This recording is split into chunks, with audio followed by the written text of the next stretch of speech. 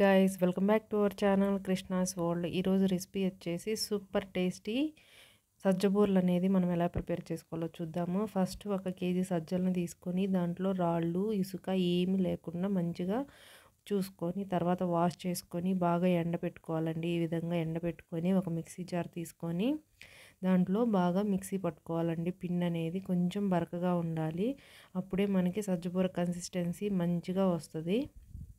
సజ్జబూర అనేది పర్ఫెక్ట్గా ప్రిపేర్ అయిద్దండి. చూడండి, ఈ విధంగా నేను పట్టేసుకున్నాను ముందు ఆల్రెడీ.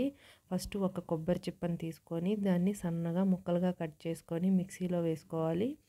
అలాగే ఒక 10 యాలకులు కూడా తీసుకొని మిక్సీ పట్టేసుకొని కొబ్బరి తురుమునని మొత్తాన్ని దీన్ని పిండిలో యాడ్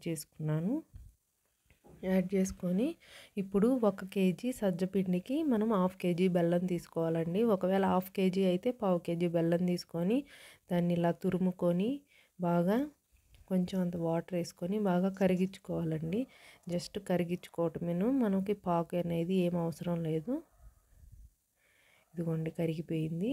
ఇప్పుడు ఆ పిండిలోకి మనము ఫిల్టర్ చేయాలి. ఖచ్చితంగా ఫిల్టర్ అయితే చేయాలి, లేదంటే ఆ బెల్లంలో ఉన్న ఇసుక రాళ్ళు చెత్త అంతా మనకి ఈ రెసిపీలోకి వచ్చేసి తినేటప్పుడు అస్సలు మంచిగా అనిపించదండి.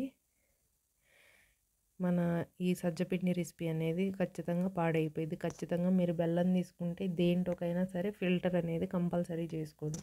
చూడండి ఎంత ఇసుక వచ్చిందో, డస్ట్ వచ్చిందో. ఓకేనా,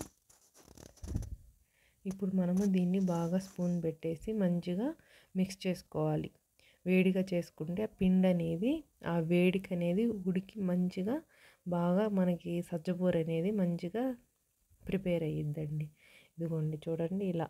ఇప్పుడు మనం వేడి పట్టిన వరకు ఉంది కదండి, దీన్ని బాగా మనము చేయి పెట్టి బాగా ఒత్తుకోవాలి పిండిని. ఇలా కలుపుకొని కన్సిస్టెన్సీ అనేది మనకి పిండి చేయికి అంటకూడదండి. ఇప్పుడు ఒక ప్యాన్ పెట్టుకొని ఆయిల్ రెడీ చేసుకున్నాను. ఇదిగోండి చిన్న చిన్న ఉండలు చేసుకొని ఇలా బాగా ఒత్తుకొని ఒక్కొక్కటి సజ్జబూరని మనం డీప్ ఫ్రై చేసుకోవాలండి. అన్నీ ఒకసారి వేసుకుంటే ఇరిగిపోతాయి. ఫైనల్గా మనకి సజ్జబూర అనేది ఈ విధంగా రెడీ అయ్యింది. చాలా బాగుంది. చూడండి ఎంత మంచిగా ఉబ్బి మంచిగా కుక్ అయింది.